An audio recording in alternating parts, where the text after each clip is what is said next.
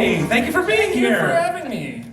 This is so fun. I'm not supposed to talk about Twitter handles at all, so we're just going to jump right in with you. You did this thing.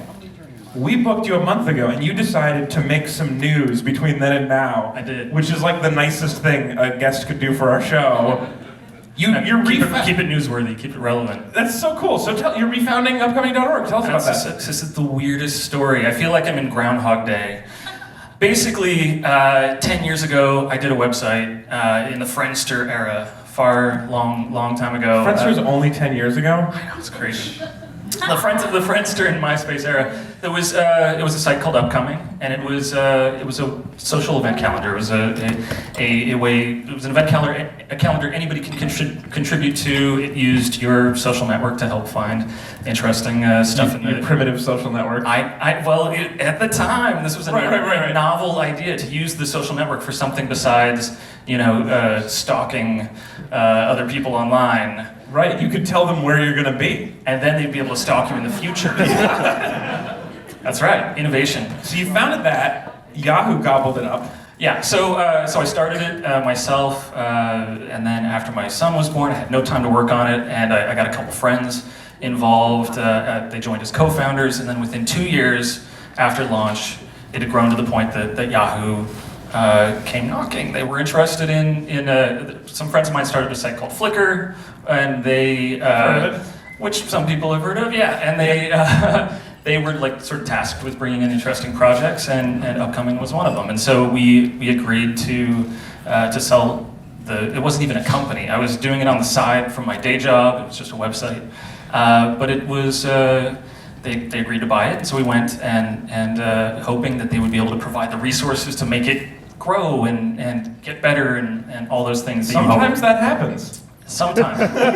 Not that time. So what happened was, actually for a short period of time, for the 2 years that we were there, it grew, it got better, and then after we left, it sort of fell apart, and then last year they shut it down. No. Do they have to call you when they're going to shut down a project they bought from you? Do they give you a courtesy text message or something? No, not even. You found out with everybody else? Yep. I was hearing rumblings, like whispers from people that I'd known that were still at the company, and so about a year before they shut it down, and even before that, there'd been like a leaked slide from an internal meeting. When a company like Yahoo is having trouble, there's like a lot of unrest, and so people like start leaking to the press, different things. So they had another site called Delicious that people knew were going to be shutting. They were shutting that down. They were going to shut down Upcoming, but it took years for like that process to kind of work itself out. And at some point in there, they also decided to not ruin Flickr. They were like working on it, and they were like, maybe we'll let it be okay, and then they like kept. Yeah. So Marissa Mayer, who was previously at Google, she came on as the CEO and started making changes. They acquired Tumblr and decided double down on Flickr. But Upcoming, they're just like it was never a great fit for them, and so they decided to just kill it. So they didn't call you when that happened. When did they contact you, or did you contact them and say, hey, wouldn't it be fun to do this again? So it was last month. I got an email out of the blue from someone who I'd known at Yahoo, and he's like, we're going to be auctioning off a bunch of domains. Like there was this period of time where they were just registering random domains, like yahoosucks.com and just all these very .biz and ridiculous things that they're never going to use, and then finally they're like, oh, we don't need them anymore. So maybe someone else wants yahoosucks.biz. Maybe someone would, I don't know. I got this email and they're like, if we're going to get rid of this anyway, let's just give, do you want it? And when you first got that email, were you like, definitely I want Upcoming back in my life, or were you like, I don't know if I want to do this right now? That's the thing. Again, it's like Groundhog Day, right? Yeah. It's like, do I really want to go back and create something that I did 10 years ago? I have other stuff that's going on, but the fact is that there is like an Upcoming shaped hole in my life, and for the people that used it, well, that was the thing. I had no idea if anybody cared aside from me. Right. So I thought, how could I possibly, I'm not gonna go spend the time that it's gonna take to do this unless people actually care. Right. So I decided to set up this Kickstarter project to see if, if there was anybody else that felt the same way as I did. You also helped build Kickstarter, so you when you were doing that, were you like, this is going to be part of my, I'll need this later? I did not think that. I did not think that. I've done 3 Kickstarter projects now. Each one of them changed my life in weird ways. Yeah. But yeah, that was I was involved at a very early stage before they started writing any code. I met the former CEO and founder Perry Chen through Katarina Fake, one of the 2 co-founders of Flickr, and you know, it seemed like an amazing project, and they none of them were coders. They're not engineers, and they needed help trying to get the thing off the ground. So They just had this great idea for a watermelon handle and no way to fund it. So they found you and then built the thing, and then they pretty much. Yeah. I helped them hire the technical team, and there's a lot of different watermelon handles available on Kickstarter. Just thought you should know that. Is that a thing? There's 3 different. None of them got fully funded, but there were 3 different projects. We were working on a sketch about when your friends have a Kickstarter program and they try to get you to, like, they pressure you at parties. There's a whole lot of wallets. I know that. Yeah. Oh yeah. There's a big wallet. Yeah. So we were trying to think of like what would be a funny fake Kickstarter. We're like, well, a handle for a watermelon. There are 3 of them. 2 that attach to the watermelon and then 1 that just kind of like cradles it. Anyway, I'm sorry. I just wanted to explain why I said that weird random thing. But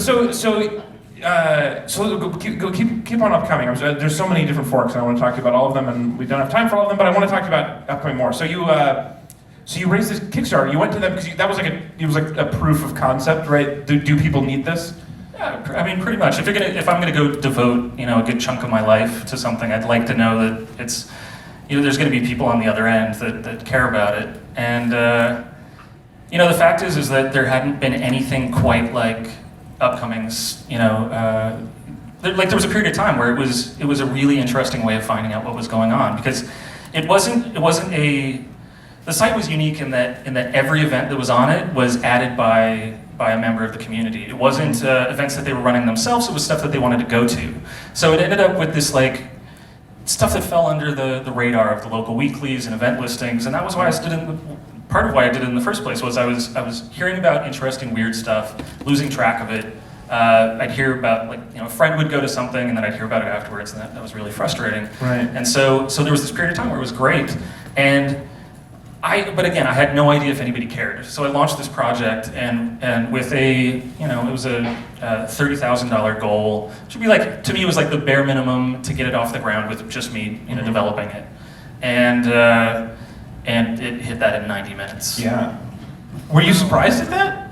I was really surprised. I feel like with your track record, that if you said you wanted to fund a watermelon handle, I would be like, yeah, I'd do that.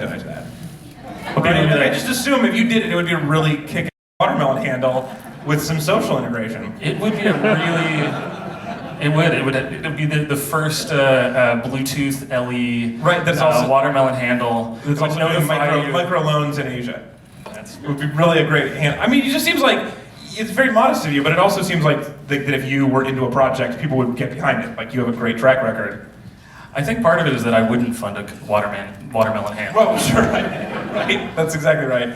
I think if I go use, like I mentioned, I've done 3 projects, and the first one was 2 weeks after Kickstarter came out, and that was the smallest project I did, but it was an album called Kind of Bloop, which this is a terrible idea. This is a terrible idea. Did it get funded?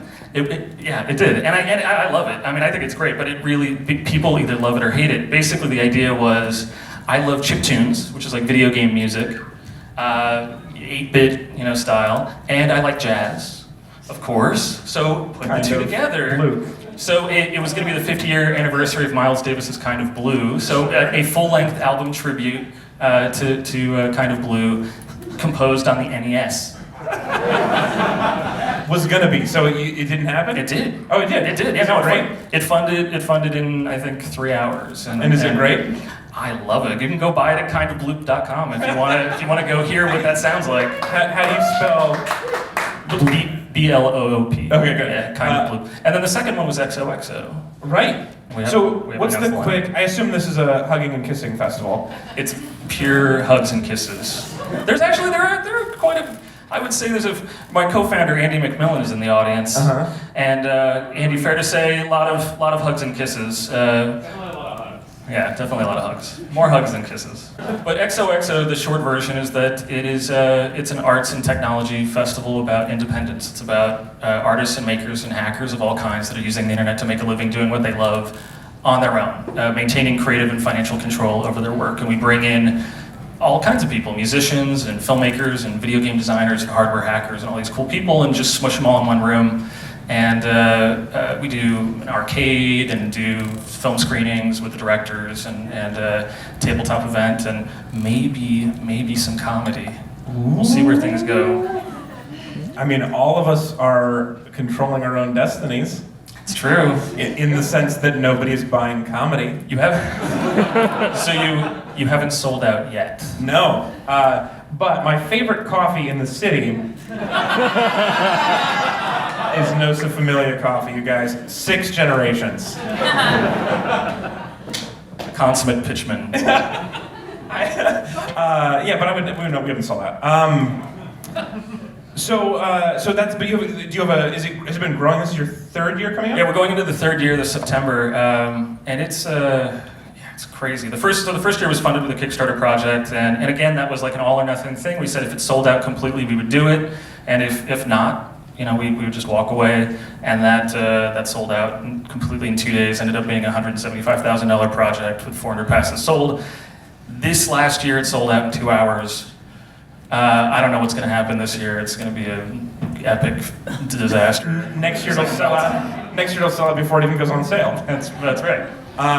And I'll have to kickstart a time machine to go back in time. Get a DeLorean. See, if it was, I mean, if most people said that, I'd be like, no way. But if you were like, time machine, I'm building it, T-shirt at $15, I'd be like, yeah, definitely. No stretch goals though. No. I'm not a big fan of the stretch goals. I'm not either. I find the stretch goals creep me out. I feel like it's like, we got it, everything we asked for, now we're also gonna start a TV company. It just seems so weird. To me, it just like sets you up for failure. It's a crazy thing. It's like, if I said, I've had people ask, the moment you hit your goal, like that quickly, people are like, get ready with your stretch goals. The problem is like if I started offering, we're gonna do an iPhone app if we hit, $100,000 or $200,000, whatever. I don't know that, and I don't know that it, I mean, maybe we'll do it, maybe we won't, but making those kind of promises seems weird to me. It also seems like you'd have an iPhone app. I'm just guessing. If not, I know some girls. That's true. That's true. Gene, where are you? And how long before Yahoo buys this and ruins it? Never. Yeah. Pretty exciting. Well, anyway, you also blog at Waxy.org. Waxy.org. All right, at waxpancake, waxy.org. Ladies and gentlemen,